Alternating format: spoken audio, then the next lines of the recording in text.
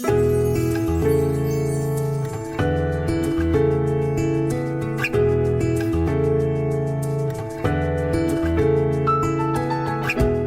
to the Topic of the Month with Kim Wardlow, an AINC original podcast. It's not easy being blind or going through vision loss, but we'll help you navigate these waters. Press on. Push forward. You've got this.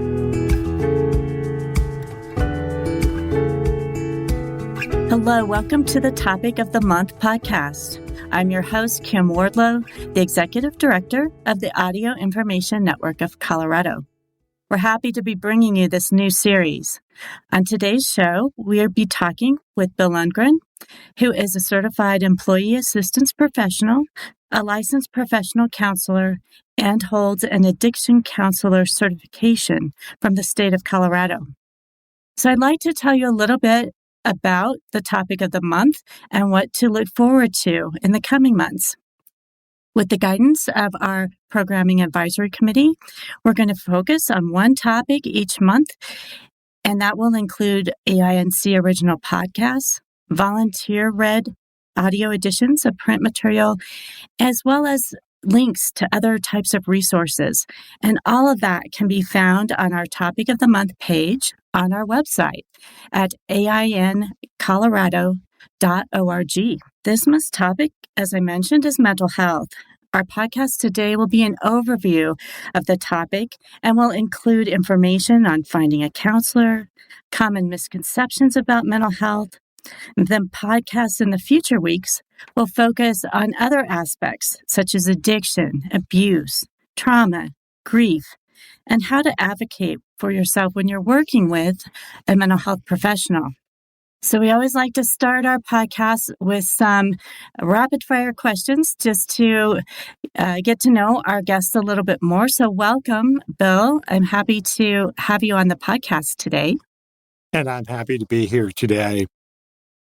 Great. So here's a few questions for you.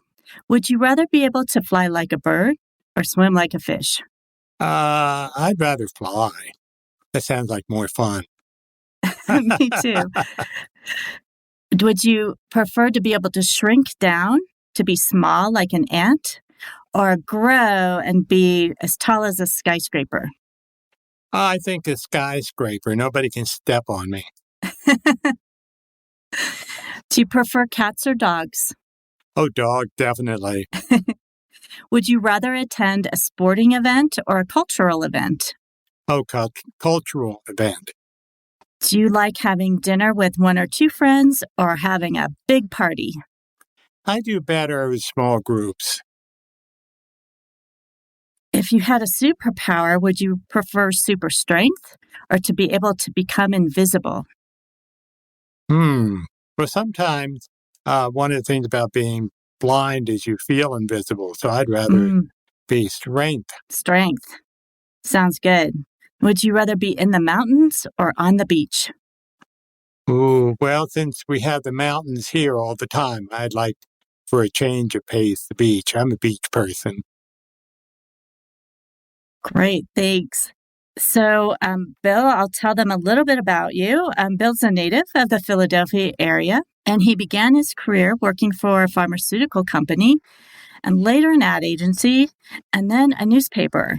And it was at this time that he was diagnosed with retinitis pigmentosa and realized that he was going to be losing his vision. And this propelled him to change his career to the human services field. So he served as executive director for a drug and alcohol abuse prevention organization. He then, after doing that for a while, decided to move into direct service as a counselor and obtained his master's degree in counseling psychology from Temple University in Philadelphia and had a private practice there until he came to Colorado for some training, blind skills training, brush up his skills, and fell in love with Denver and has been here ever since. So we're happy to have you here with us, Bill. Well, I'm glad to be here, and I have to say, I've accused the Denver Water Department for why I decided to stay. Because you drink enough Denver water, you lose your direction as to where home is. So this is home. Well, as we start this first week of talking about mental health and kind of an overview of that. What are some of the misconceptions that people may have about mental health, about therapy, even the different types of counseling or counseling professionals that are available? That's a good question, because one of the things that people have misconceptions about is as soon as you talk about mental health, they go right to mental illness. Mm-hmm. And really, mental health includes physical health. It includes, as far as I'm concerned, exercise, breathing, all those kinds of things to keep you healthy. So you don't go into mental illness. But the thing is, if you look if for convenience, if you think of mental health on one end of the continuum and mental illness, or what the Psychiatric Association refers to as disorder, uh, that's at the other end of the spectrum. And Mm-hmm. what we want to do is to help people do whatever we can to get people to uh, work on and become more and more mental healthy. So some of that's prevention. You mentioned several things like exercise that help Right. folks to stay healthy in the first place. Well, true, but even in terms of, for example, depression, I've had clients who came in with depression, and I got them to do a regular workout. And this is normal therapeutic, but by putting in a workout program, they're developing the endorphins in their brain that are kind of lax at that point, and they begin to feel better about themselves physically as well as mentally. Mm-hmm. See, part of the issue is that all of us need work on our mental health, and we have to pay attention to it. Those who have a disorder, there are more things that can be done if they avail themselves of it. The problem being that getting people to recognize that they have something or they have a problem, what that problem is, and who to go to get help with it. And mental health also includes couples counseling and dealing with family problems. It can be a mood disorder. The disorder could be a mood disorder. It can be anger management. It can be a whole host of things that make life a little unmanageable. The problem is that the person who's running into trouble may not know it. And that's where the family or friends can say, hey, you drink too much, or you're angry a lot, or sometimes an employee gets called in for counseling because they have problems with anger management. So Right. that's in all of those things, the counselor can help. And the question is helping you to figure out what it is that is the problem, and then give you techniques and ways to deal with them so that it no longer becomes a problem. But it doesn't mean that you have to go inpatient necessarily. It doesn't mean what you're doing is working as a partner with a counselor. And this is one of the things, sometimes we go in and we expect the counselor or therapist to do all the work, and we're not. And the counselor or therapist, particularly with blind people, may decide that the blindness is the problem.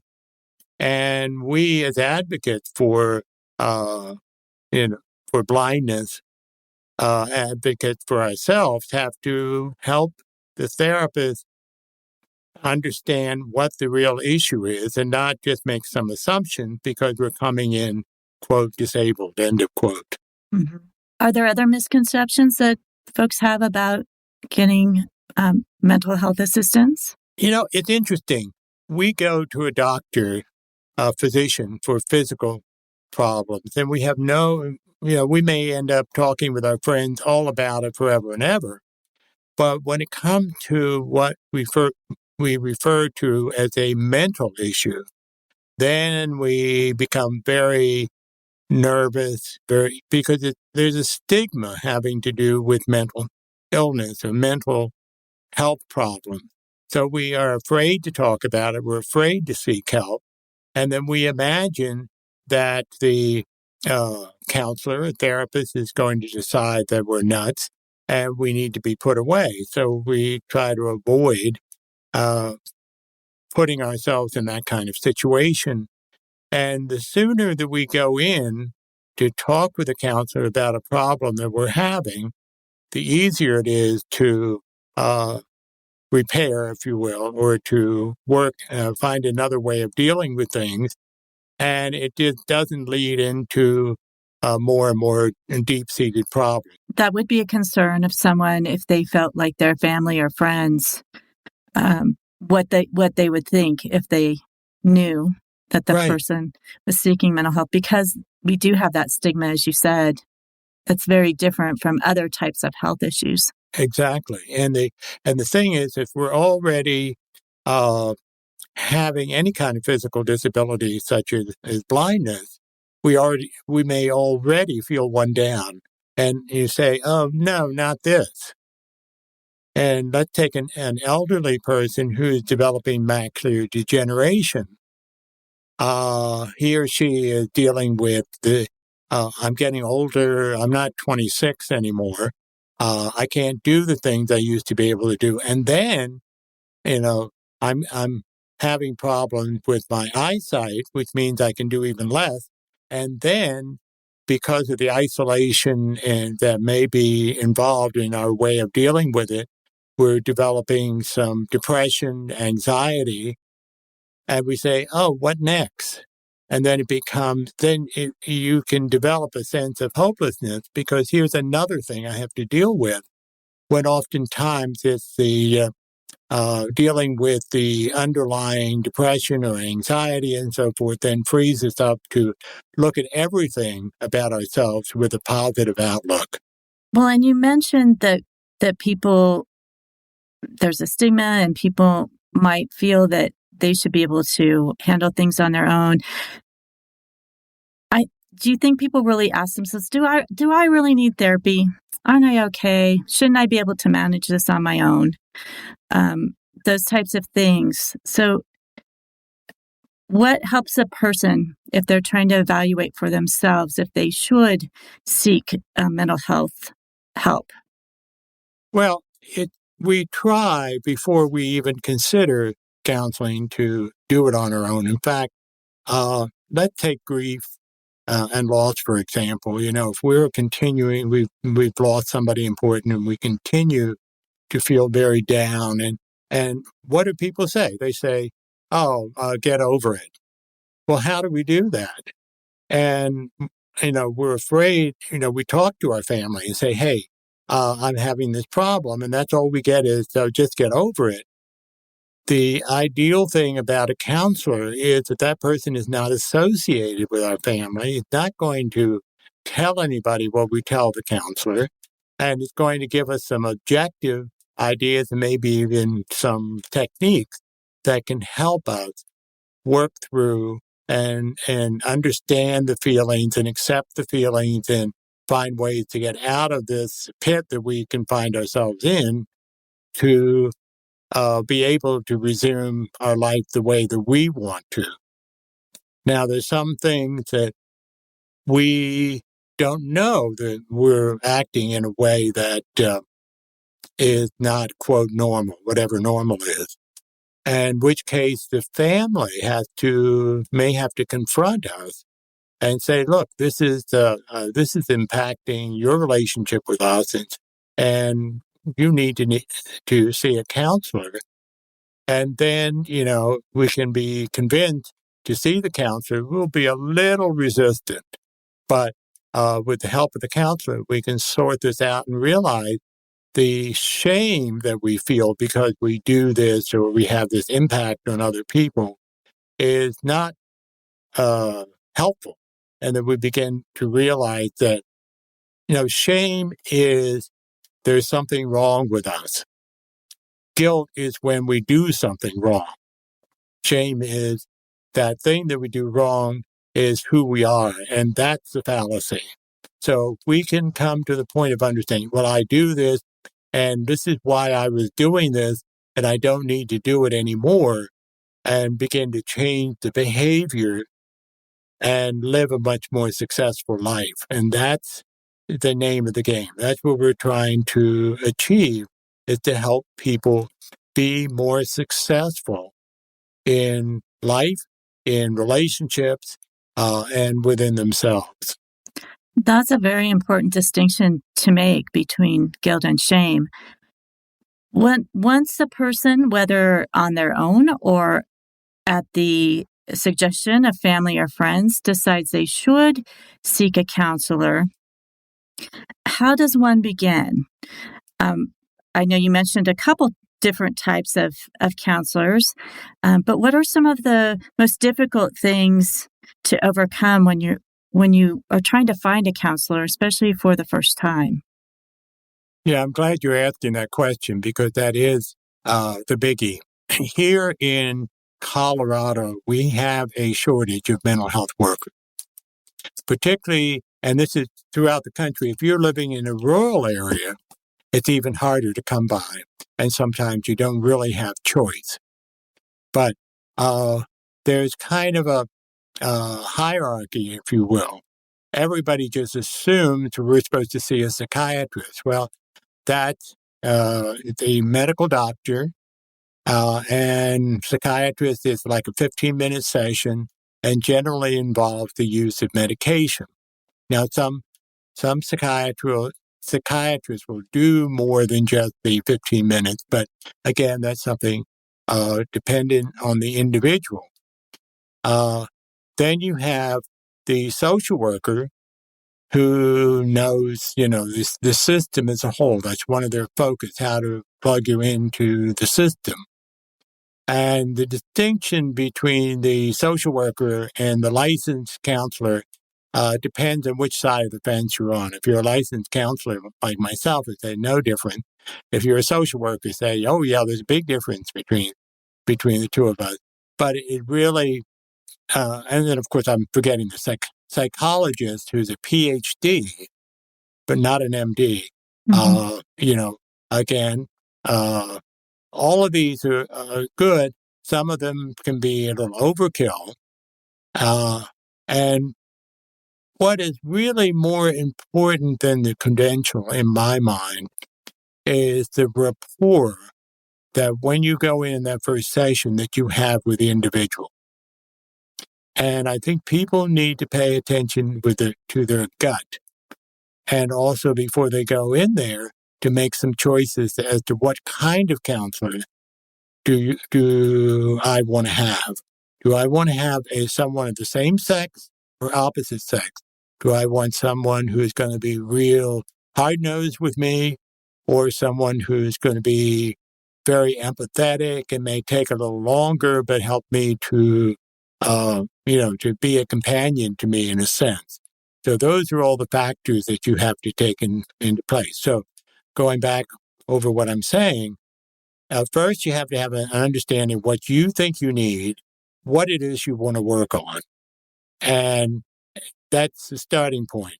And then you say, okay, here are my choices. There's even a pastoral counselor, your local priest who's been trained in pastoral counseling can be sufficient depending on what the issue is. If you feel very much faith based, then a pastoral counselor may be what you need. If you work in a corporation or major corporation, you or your family members can get counseling through a program called Employee Assistance Program, where the company, you go to the HR person and they have an agreement to provide a certain number of sessions, paying 100% to identify, get referral from someone who's an employee assistant professional. And that person, and this is real important to understand, the company never knows what the issue is. All they know is that you or other people have gone to see someone, the EAP, and that's as much as they know. They pay the bill. But so you don't have to worry about confidentiality. And on all of these levels, confidentiality is paramount. Sure. If you go through an EAP program, do you have a choice of counselors or do you just need to meet with who they assign to you? You meet first with who you're assigned to, and you can change that person after the first session. And you can also decide after your allotted session, 3, 6, whatever it is, that you may want to continue with that particular person. You have a rapport, you really feel good with the person, then you're free to do so, switching on to your major insurance. That's important. I think sometimes cost Yeah, is a factor for people. So if that's abs- offered through their company, that could be a great benefit. absolutely. And then once they're on the insurance, then you get into a copay, and that may range from. I have one insurance company that they'll pay $3, and the person pays the rest, while others will just require a 20% copay. And if it's an EAP person can refer you to a person that is covered by your insurance, and you can decide if you want to stay with that person. You have freedom of choice. If you don't like the person and your gut tells you this is not the right person, you have to pay attention to that and ask for a referral or say, hey, I don't think this is working. Do you have a recommendation or whatever? Or go back to your insurance company and say, I want another person for this. You're free to do so, and you won't be penalized for that. And that would be true even if you're not working through an EAP program. Right. If you're seeking a counselor yourself through your insurance if you're self-paying. But that's still important to find somebody that you're comfortable with and not right. just continue on because you've started with someone. The piece that is also important with the insurance is that the insurance companies have a list of providers they cover. And one of the things they ask is whether the provider is familiar with disabilities. Just as if you have someone who's an LGBT person, has a knowledge of that, or any one of the things that are pertinent to your situation. And it's important for you to, I believe, to let the person that you're trying to set up an appointment with, let them know that you have a disability. Are they comfortable with that? Because one of the problems right now on the other side, talking about the providers, is that we don't get a lot of training in disability issues. And a lot of programs, they're being pushed, cajoled, or whatever to provide, for example, alternative medium for information. For example, if you talk to the provider and say, I want to make an appointment with you, you have the right to say to that person, would you send me a copy of the forms you want me to fill out? And I can do it before I come into your office. And that way you have a family member or someone help you to fill that out. Or if it's on the computer and you can handle the computer, you can type in the information, take it in, and that person will have the information in a format that's comfortable for you. And that includes like the back depression inventory, all of those things. The SASI, which is the Subtle Substance Abuse Severity Index, which is one of the tests used to establish whether someone has an addiction problem. They're computer driven. And you can ask, do you have that service? Would I be able to do that? So you don't feel like you have to spend all the time filling out the thing with the individual on your dime. What are other things that a person may want to keep in mind as they're working with the counselor? How do you communicate your needs, even during a counseling session. As a blind person, as you said, counselors may not have received much training Right. in working with people with various disabilities, but that certainly affects your communication with that person. Absolutely. And what I find when I go to a doctor's office of any kind, uh, what, the assistant comes out and say the doctor is ready. Uh, you know, uh, he's over here. Now, where's over here to me? Mm-hmm. You know, uh, or they will take my arm and drag me into the doctor's office. And I have to spend time. Look, I have to teach you the way to do it is give me your elbow. And if we're in a narrow space, put your arm behind you so we can walk single file. Or with my dog, I say, and my dog will follow you. And in some offices they don't know what to do with the dog. But that's the kind of thing the ADA covers and tries to get people to understand. But human nature is if you don't see that many people who have those issues, they don't even think about it. Mm-hmm. And it's no reflection on them as much as that's where your advocacy is going to be very important. One of the things in counseling is for you not to be the passive recipient. You've got to be an active partner with whoever you have as a counselor. If you're not, you're losing out. And Bill, could you touch on, as we've had these couple of years now with COVID and doing things virtually, not always in person, as you said, as you get into rural areas, it's more difficult to find a mental health professional. If you are having a counseling session or sessions virtually, again, without having those visual cues, Right. what should you be communicating to that professional and asking them to provide you? What I ask professionals to be explicit about what's going on, instead of this over here or whatever, to have a counselor, for example, to if they're working with paperwork or so forth, we have to negotiate how we handle that. Do you want me to answer your questions? You write down the answer. What medium I have JAWS on my computer, so do you want to send me that paperwork and I can fill it out?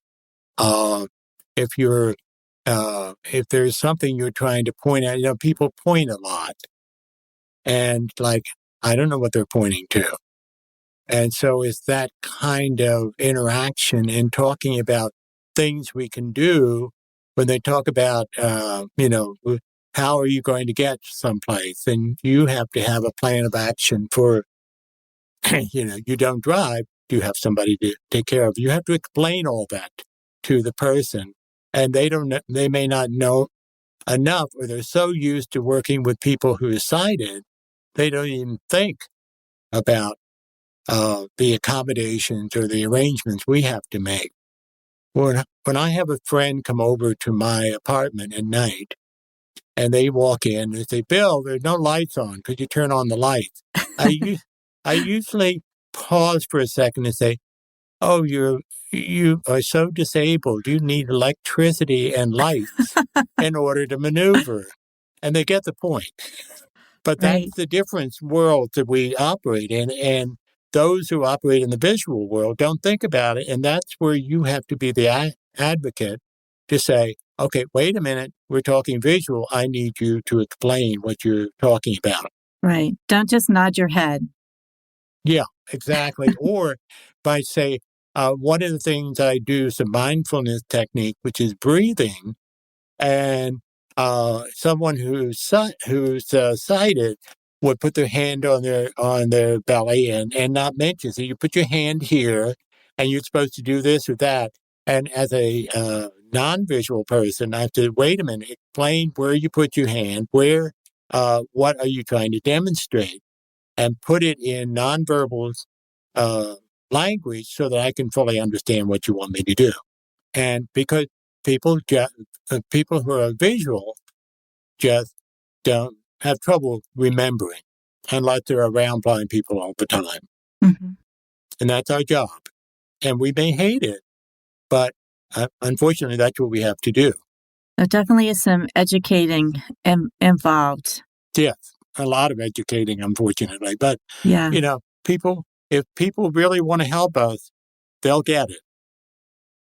If they just are being very superficial with us, then, we need to know that. We need to pay attention to that.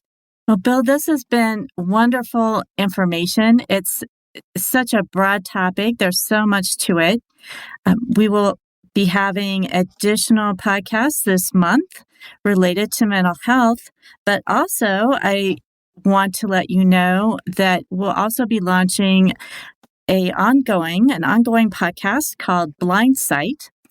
Bill will actually be the host of that. So that will be launching and diving much deeper into the various aspects of mental health and the different topics, much more than we're able to cover just in this one topic of the month, these few sessions. So please stay tuned for that. If you have questions for us or want to reach out to us, you can do that by going to our website at aincolorado.org/podcast-guest. And you can submit your questions there. Next week, Bill will be back with us, and we will be talking about addiction. So please look for the next podcast next week.